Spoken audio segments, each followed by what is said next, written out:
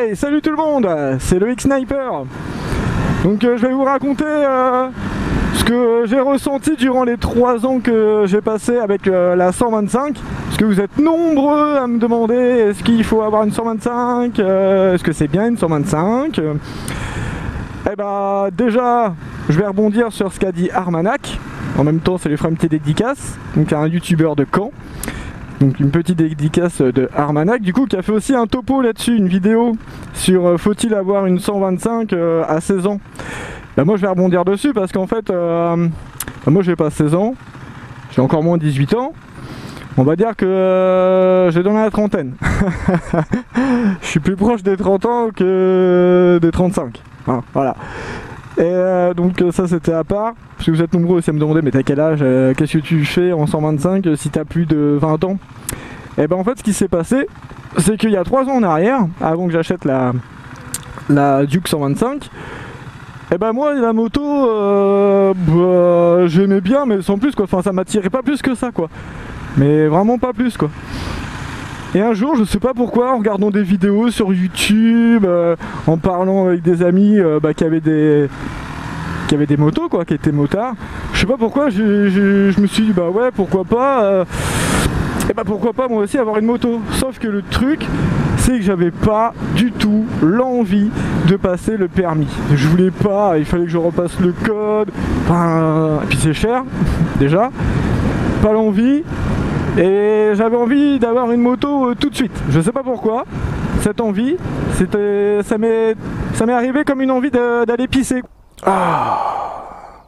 Tu vois, t'as envie d'aller pisser, bah moi j'ai eu envie d'avoir une moto. Et donc comme j'ai déjà le permis voiture classique quoi. Et bah je me suis renseigné et puis bah c'est là que j'ai appris du coup que j'avais simplement à faire la formation des 7 heures. Donc je me suis dit bah attends je passe une journée en moto-école et je ressors et je peux conduire une moto quoi. Donc bah oui. Bon après on me disait bah par contre ce sera qu'une 125 hein, ce sera pas plus. Mais au final et bah pour l'utilité que j'ai eu à faire avec la Duke, la 125, et bah j'en avais largement assez en fait. C'était genre t'allais au taf, emprunter les petites routes. Mais la ville, tout ça quoi. Donc franchement, l'utilité parfaite quoi de la 125. Donc on va revenir au sujet que beaucoup me demandent. Est-ce que à 30 ans, est-ce que c'est cool quand même d'avoir une 125? Bah moi je vais te dire, y a pas d'âge pour avoir une 125. C'est par rapport à l'utilité que tu souhaites en fait. Moi là j'ai 30 ans, un tout petit peu plus que 30 ans.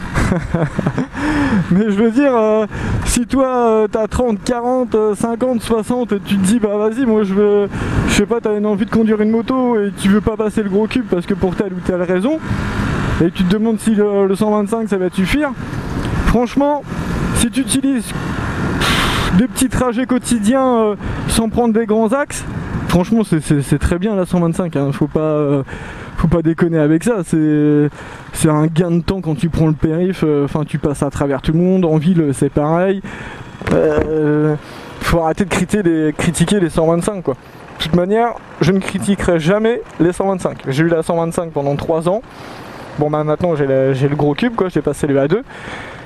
Mais pour moi le 125, mais oui, même à 30 ans, à 40, à 50 comme tu veux, franchement c'est trop bien quoi. Enfin, t'as envie de te faire une petite sortie un week-end.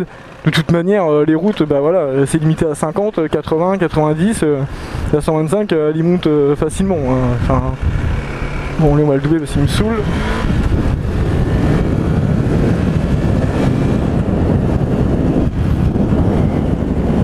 Donc oui la 125 pour tout ce qui est ville, périphérique, balade, c'est largement suffisant. Après, si t'es plus dans l'optique de te dire ouais combien je peux monter au maximum avec ma 125, et ben je vais rejoindre Armanac.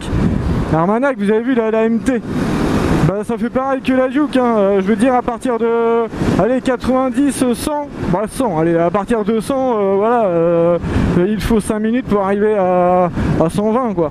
Et dans des conditions idéales, c'est pareil, hein. Là-dessus je rejoins Armagnac, hein.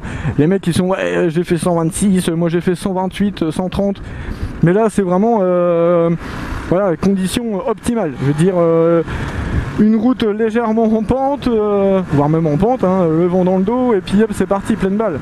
Ou alors parce que tu l'as modifié quoi.